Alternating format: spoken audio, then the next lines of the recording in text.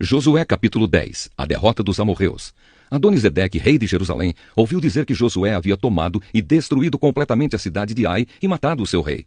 E ouviu dizer que o mesmo havia acontecido com Jericó e o seu rei.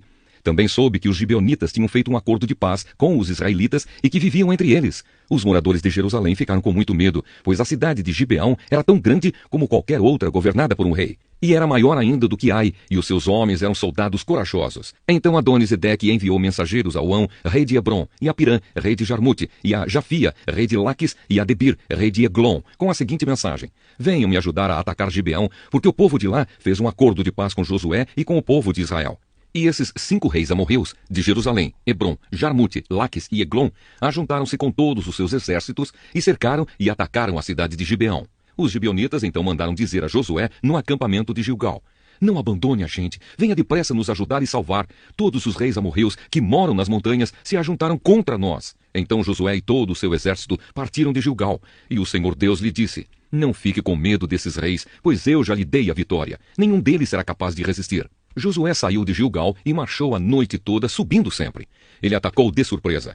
E o Senhor Deus fez com que os inimigos ficassem apavorados quando viram os exércitos de Israel. Assim os israelitas os derrotaram completamente em Gibeão e os perseguiram na descida de Bet-Oron, combatendo até Azeca e Maquedá. E enquanto eles fugiam dos israelitas, correndo na descida de Bet-Oron até Azeca, o Senhor jogou do céu grandes pedras de gelo sobre os inimigos, e eles foram mortos. E morreram mais pessoas com essa chuva de pedras do que no combate com os israelitas. No dia em que o Senhor deu a vitória aos israelitas na luta contra os amorreus, Josué falou com ele, e na presença dos israelitas disse: Sol, fique parado sobre Gibeão. Lua, pare sobre o vale de Aijalon. O sol ficou parado e a lua também parou, até que o povo se vingou dos seus inimigos.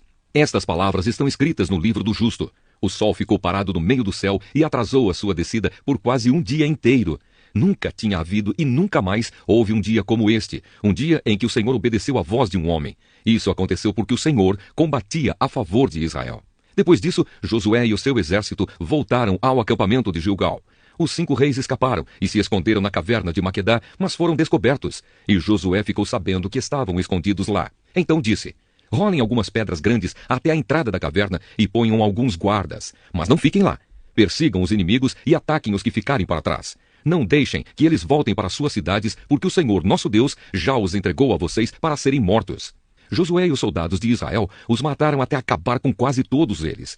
Os que escaparam ficaram dentro das suas cidades, protegidas por muralhas. Então todos os soldados de Israel voltaram sãos e salvos para o acampamento de Maquedá, onde Josué estava, e ninguém tinha coragem de dizer nada contra os israelitas. Depois Josué disse: tirem as pedras da entrada da caverna e tragam aqui os 5 reis. E isso foi feito. Tiraram da caverna os reis de Jerusalém, Hebrom, Jarmute, Laques e Eglon, e os levaram a Josué. Josué chamou os homens de Israel e ordenou aos oficiais do exército que tinham ido com ele: venham aqui e ponham os pés no pescoço destes reis. Eles fizeram isso. Aí Josué disse: não tenham medo, não percam a coragem. Sejam fortes e corajosos, porque o Senhor fará isso com todos os inimigos que vocês enfrentarem. Então Josué matou os reis e os pendurou em 5 postes de madeira. E eles ficaram pendurados ali até o anoitecer. Ao pôr do sol, Josué mandou que eles fossem tirados dos postes e jogados na caverna onde se haviam escondido. E puseram na entrada grandes pedras, que estão lá até hoje. Outras vitórias de Josué. Nesse mesmo dia, Josué atacou e tomou Maquedá. Matou o rei e todos os moradores da cidade. Ninguém ficou vivo. Ele fez com o rei de Maquedá o mesmo que havia feito com o rei de Jericó. Em seguida, Josué e o seu exército foram de Maquedá até a cidade de Libná e atacaram. O Senhor Deus também deu aos israelitas a vitória sobre essa cidade e sobre o seu rei. Eles mataram todos os moradores e fizeram com o rei de Libná o mesmo que haviam feito com o rei de Jericó. Josué e o seu exército foram de Libná a Laques. Eles cercaram e atacaram a cidade. No segundo dia de combate, o Senhor deu aos israelitas a vitória sobre a cidade de Laques. E como haviam feito em Libná, também em Laques mataram todas as pessoas. Então Orã, rei de Gézer, saiu para ajudar Laques. Porém Josué derrotou o rei de Gézer e o seu povo, não deixou ninguém vivo. Depois Josué e o seu exército foram de Laques até Eglon. Eles cercaram e atacaram a cidade, e a tomaram no mesmo dia, e mataram todos, como haviam feito em Laques. Aí Josué e o seu exército subiram de Eglon até a cidade de Hebrom. Atacaram e tomaram a cidade de Hebrom. Mataram o rei e todos os moradores de Hebrom e das cidades vizinhas. Josué mandou que destruíssem completamente a cidade, como tinham feito com Eglon. Ninguém ficou vivo. Então Josué e o seu exército voltaram e atacaram Debir. Tomaram a cidade, o seu rei e também todas as cidades vizinhas, matando todas as pessoas dali. Josué fez com Debir e com o seu rei o mesmo que havia feito com Hebrom e Libná e com seus reis. Assim Josué conquistou toda aquela terra. Derrotou os reis que moravam nas montanhas, na região sul, nas planícies e ao pé das montanhas. Ele não deixou ninguém vivo, todos foram mortos. Era isso que o Senhor, o Deus de Israel, havia mandado. Josué os derrotou desde Cades-Barneia até Gaza e toda a região de Gozém até Gibeão. O Senhor, o Deus de Israel, lutava pelo seu povo e por isso Josué dominou todos esses reis e as suas terras numa só guerra. Depois disso, Josué e o seu exército voltaram para o acampamento de Gilgal. Jeremias, capítulo 4. A volta a Deus.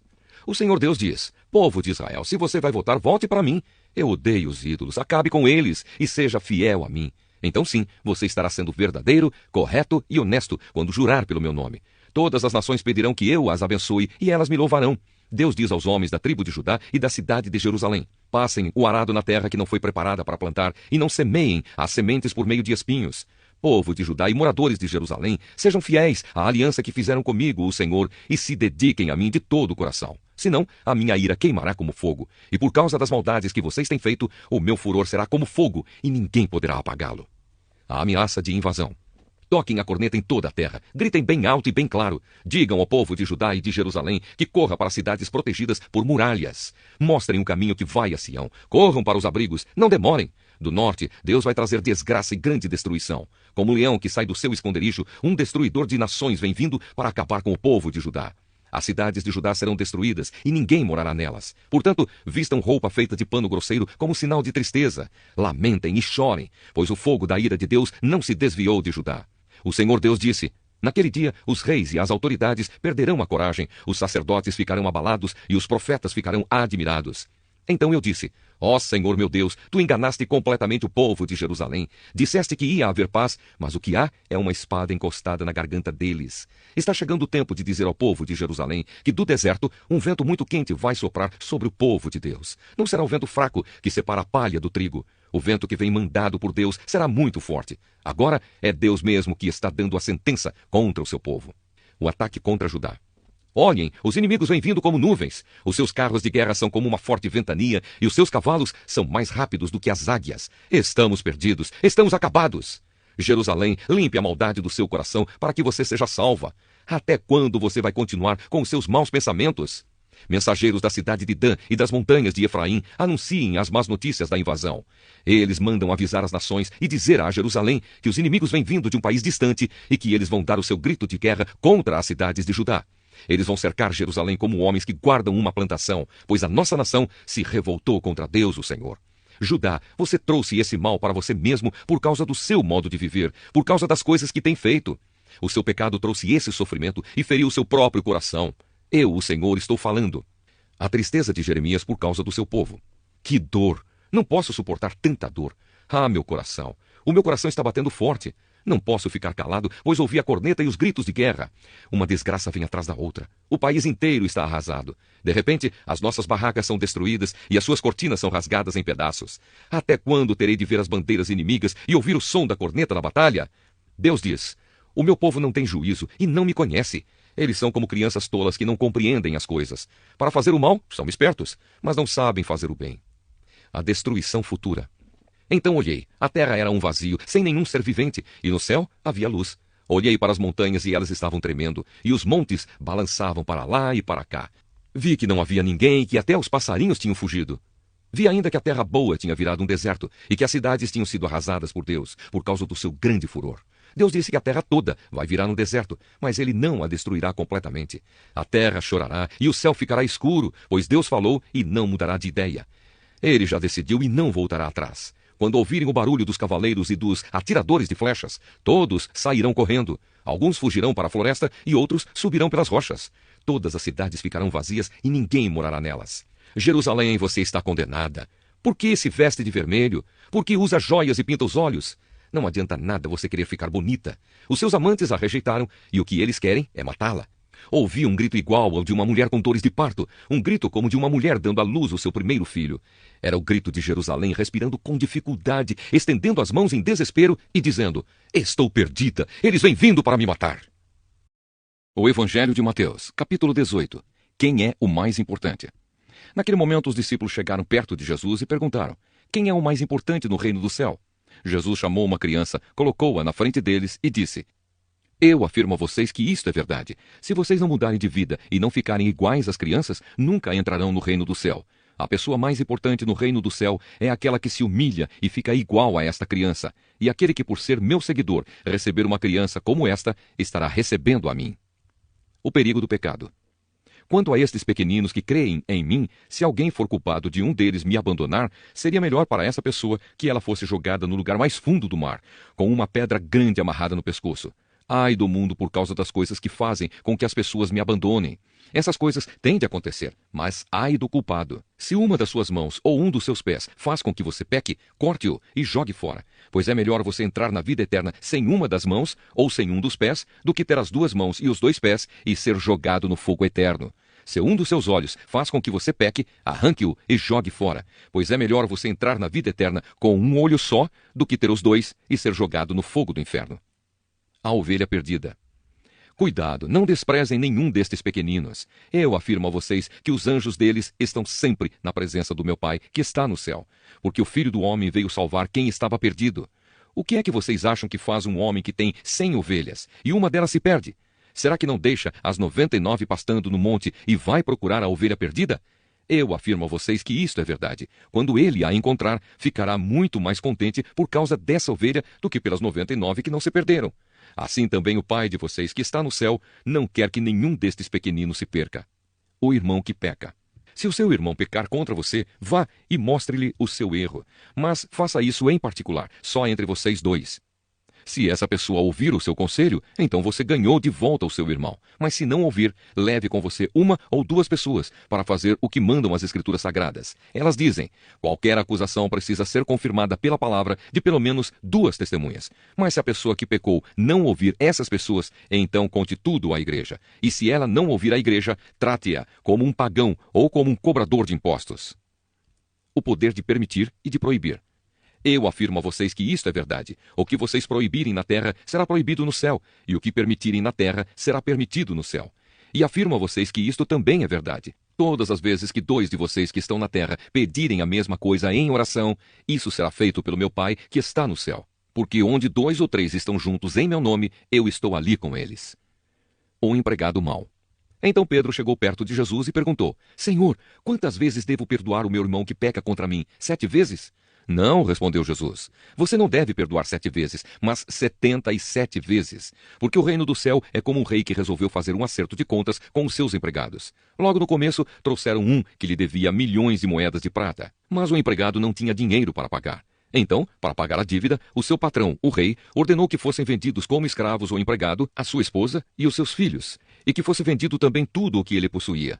Mas o empregado se ajoelhou diante do patrão e pediu: tenha paciência comigo e eu pagarei tudo ao senhor.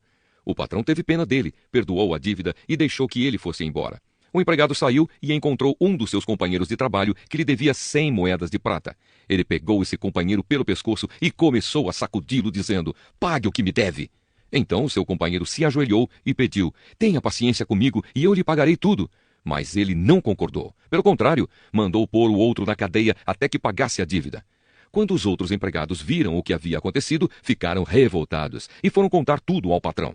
Aí o patrão chamou aquele empregado e disse: empregado miserável, você me pediu e por isso eu perdoei tudo o que você me devia. Portanto, você deveria ter pena do seu companheiro, como eu tive pena de você. O patrão ficou com muita raiva e mandou o empregado para a cadeia a fim de ser castigado até que pagasse toda a dívida. E Jesus terminou dizendo: é isso que o meu Pai que está no céu vai fazer com vocês, se cada um não perdoar sinceramente o seu irmão. Salmo 142. Oração pedindo ajuda. Poesia de Davi. Oração que ele fez quando estava na caverna.